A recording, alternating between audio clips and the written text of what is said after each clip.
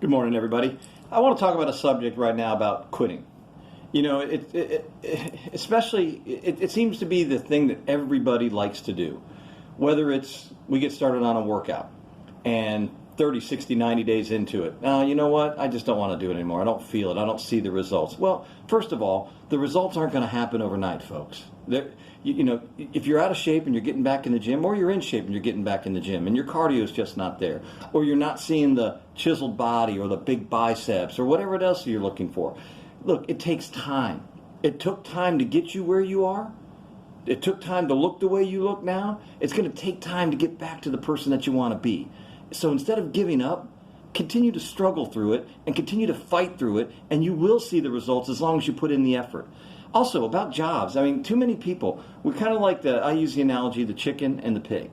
See, the chicken for breakfast kind of just moseys on in, drops an egg, and leaves. He's not very committed. He's part of breakfast, but he's not really part of breakfast. See, the pig, on the other hand, the pig is fully committed to breakfast. The pig gives up his own life to make sure breakfast is served. See, I want people like that mentality. I want people that are truly committed. I want people that work for me to be truly committed, that this is what they want. Not one toe in, one toe out. I'm going to stick a toe in, kind of dabble it around. If the water's good, I might get in up to my knees. Then I might get up in my shoulders. No, give me the person that dives all in. Give me the person that says, this is where I'm going to be. This is what I'm going to do. Same thing goes with relationships. My God, look, are there bad ones? Yeah, there are bad ones. Are there great ones? Yes, there are great ones.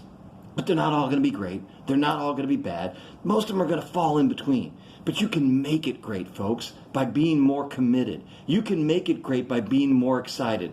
Imagine if you get so excited about your significant other that nothing else takes your mind, takes your thoughts, takes away your intentions. Just give it everything you got. We would have better marriages. We would have better relationships. We would have better children if we were all just committed to being more successful with one another. I think the fact that things get tough and people run, you're a coward. That's just my personal opinion. You can stick it out. You can get in there and fight. You can get in there and make what you want happen. But we all think, the grass is going to be greener on the other side, and this one might be better. This one's better looking. He's got a better body. She's sweeter. Look, start with you. Start with you. Be so committed to your relationship right now that you're going to do everything you can to make it work.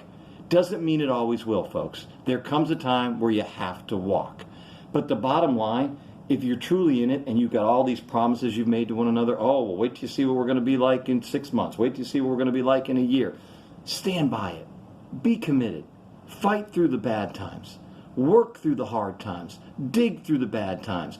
Continue to grind it out. That's the thing that gets me. I hear people all the time. I'm going to grind, I'm going to grind, I'm going to grind until adversity hits. And then we run. And then we give up. I don't think quitting is ever an option. If you quit, then failure's okay to you. See, and failure's not an option.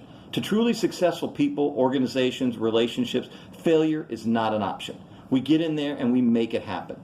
See, it reminds me of a story that, I can't remember who's told it one time, but it was called Acres and Acres of Diamonds. This gentleman owned a land somewhere in South Africa, I believe it was, and there was a big diamond boom. And this guy was so caught up with the fact that everybody else was making millions and millions and millions. And here he was having to get up and go to work every day and go to work every day. So he sold all of his land, a huge piece of land and his home, to go chase the diamonds. Well, years later, as a salesman was coming through, he knocked on the door of the house and it was a new owner. He said, what happened to the other gentleman? And he told him he sold the property for pennies on the dollar because he went to chase the diamond boom. He said, did he ever find it? And he says, no, unfortunately. He spent so many years searching and searching and searching and going broke that he eventually took his own life. Well, this gentleman said, come on in, let's have a cup of coffee or something. Well, as they were having coffee, on the mantle, the gentleman noticed this big, huge egg. And he said to the guy, what's that? He goes, that's a diamond. He goes, oh my God, where did you find it? He said, here, follow me. And he went out to the backyard and he opened it up and he said, right out here in my own backyard. Turned out, the guy that sold the land was sitting on the largest diamond mine in the world at the time, right under his own 2 feet. But see, he was too lazy, folks, to get out there and dig himself. He was too lazy to dig right there at home. He was too lazy to put the effort into his home right there. He thought, I'm going to go out and chase it somewhere else. Somewhere else is going to bring me happiness. Somewhere else is going to bring me joy. Somewhere else is going to bring me that money I want, that relationship I want, that fame I want, when it was right under his own feet the whole time. You know, I talked to a lot of younger kids, high school, that are athletes, and one of the things I've found out that a lot of them, especially on the lower level now, when they don't get their way, they pout and they want to quit. They want to go do something else. Folks, those people become adults.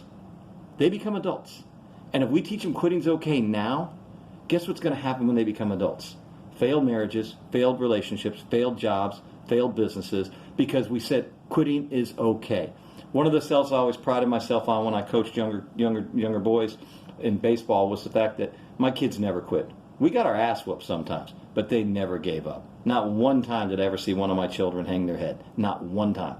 Because they knew that we were going to continue to fight no matter what. We weren't going to win every game.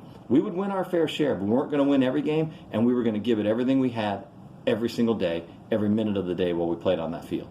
See, that's what I want to instill in people. Don't quit. Look, if you're thinking about leaving your job right now, sit down before you do it and ask yourself, have I done everything I can to make this work? And if you're honest with yourself, you're going to find out you probably haven't. That relationship, before you walk away, before you find someone new, before you're living with someone else, ask yourself, did I really give 110% to this? Did I really give this person everything I had to make this work? And look, maybe that's not your deal.